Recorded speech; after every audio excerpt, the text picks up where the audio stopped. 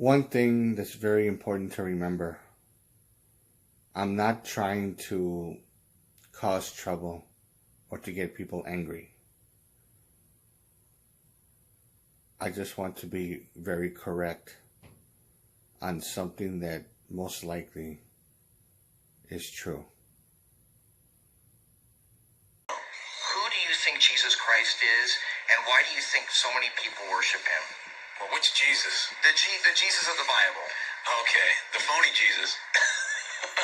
We want your opinion, Glenn. It's an old story that's been handed down from different cultures, and eventually, the people in Jerusalem got a hold of it and whatever.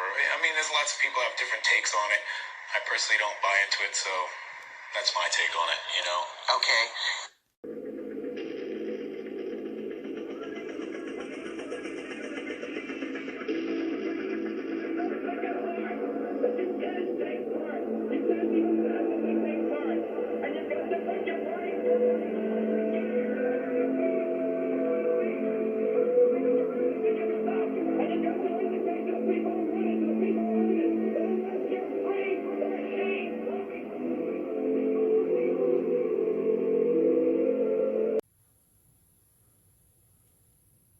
Hello, everyone. Once again, this is Dare to Speak. More than once, I mentioned about how Jesus was a fictional character and how I came to that conclusion. Now, there's no doubt in my mind that I'm right about this. However, during the time of his supposed life, close to 1 AD, and like I mentioned before, all the historians 10 years before 1 AD and 10 years after 1 AD never documented his life. But there was scriptures from the Gnostic Gospels that was taken out purposely in the Council of Nicaea, where they spoke of a person that fits that description of this Messiah-like person and follows the same similar type of story of Jesus. Now, this Jesus, which is Yeshua ben Marim,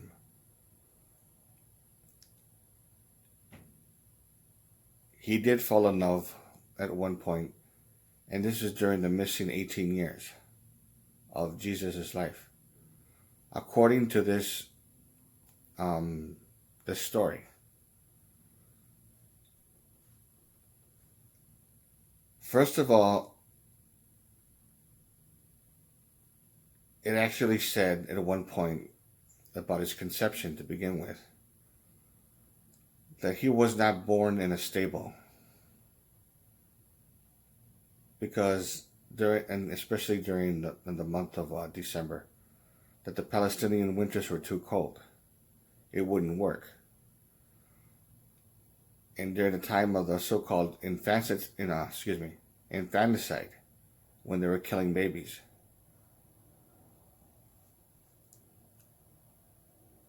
they actually had to have his birth in a cave, which makes more sense. Now,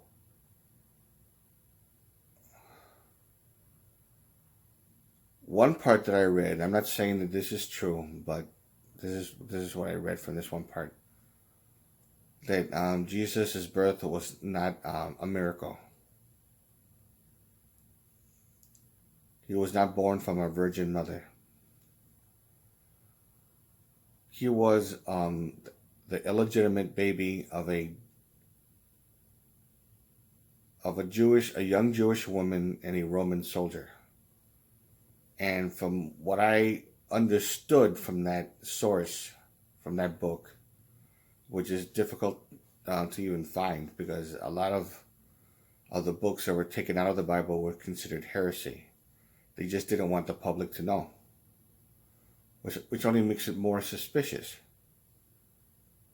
Jesus' mother was raped by a Roman soldier when she was about 14. She gave birth to Jesus at 15 in a cave.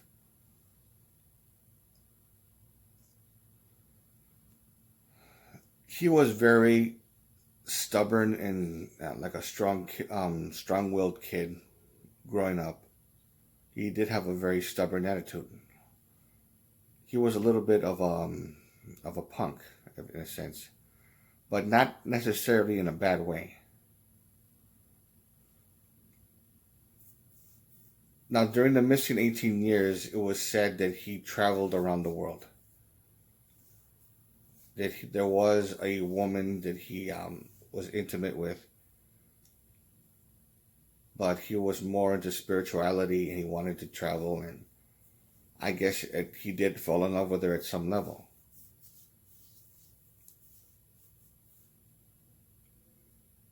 He traveled around the world and he studied Buddhism or something similar to that effect, meditation and all this kind of stuff like that. So he did a lot of traveling, and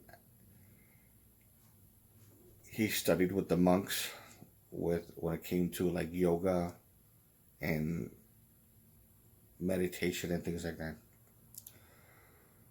So he actually this is the stuff that he was teaching to his disciples and what he was preaching. I guess that's why it was considered heresy, because he was teaching people to believe in oneself. The kingdom of heaven is within you, meaning you're the power, like I am. He wasn't saying I am, meaning himself, for everyone to worship him as a god. He said to say I am, meaning to every individual, every person, saying I am the light. I am the way.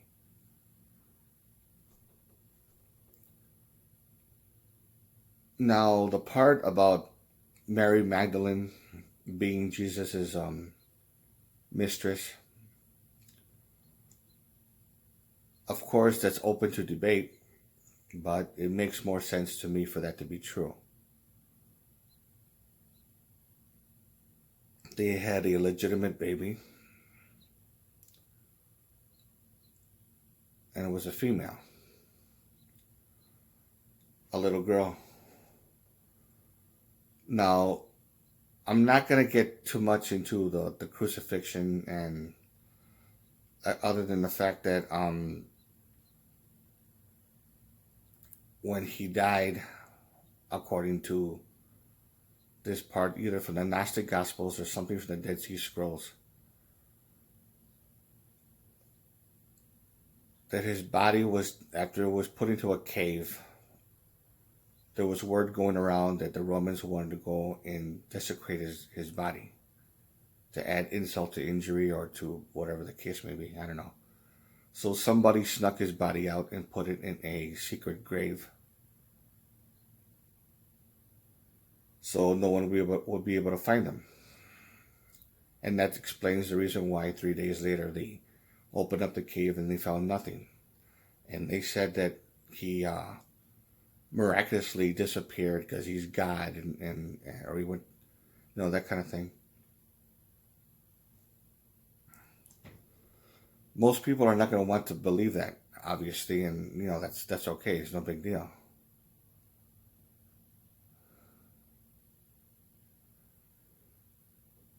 I strongly urge people to do their own study and research. A lot of the things that Jesus supposedly, his supposed life, the one that's known from the Bible is actually a lot of forgeries. It wasn't based on real eyewitness accounts. But the Gnostic Gospels were, and the Dead Sea Scrolls were based on eyewitness accounts. And suspicion-wise, I believe that's the reason why they try to have it destroyed.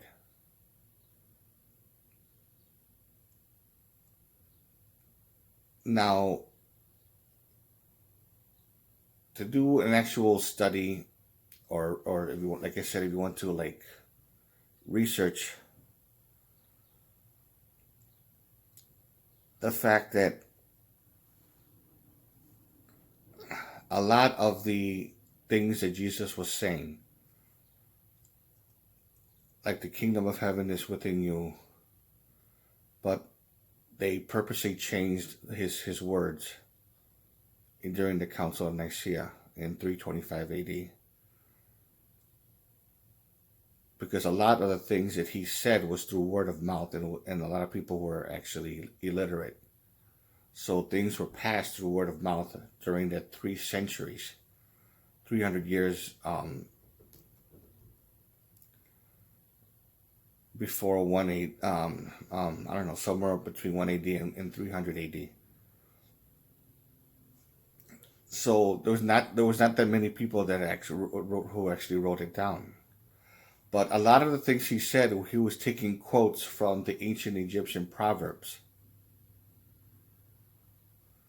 in which it says, "The kingdom of heaven is within you, and whoever knows himself or know thyself shall find it."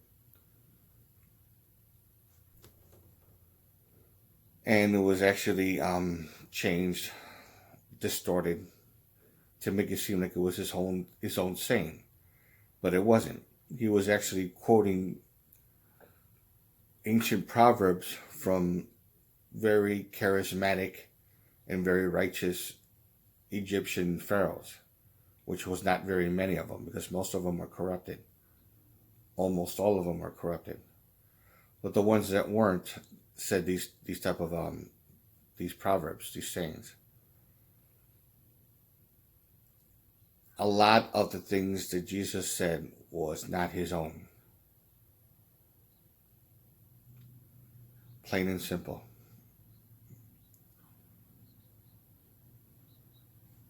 There's a great deal of myth surrounding his life, and very little documented history of his real life. So that's why I say that he never existed. The phony Jesus, as you heard earlier. The real one is more of a mystery. If you like this video, give it a thumbs up. Questions or comments, you know what to do. And this is Dare to Speak. And to all of you, take care.